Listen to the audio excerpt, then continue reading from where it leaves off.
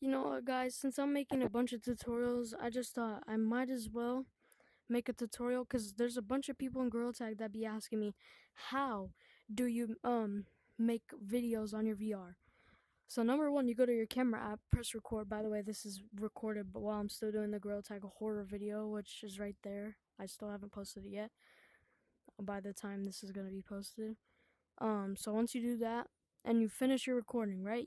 You press this. I'm not gonna press it because I'm still doing the tutorial. Then once you're done with that, go to YouTube on your browser. Press on your icon, whatever it is. You have to have an account on here. You have to have an account. So once you're done with that, press Creator Studio. I already have it open. And people get stuck right here all the time because for some reason when you press on this it scrolled up. Nobody sees skip to YouTube Studio. But first what you're going to have to do is go to Chrome, Google, right here, or whichever one you want to do, and then you have to download here. I've already downloaded it, so I'm gonna go right here and go to Creator Studio. Once you're done with that, you come back here, skip to YouTube Studio. Actually, I think you could just skip to YouTube Studio like it says.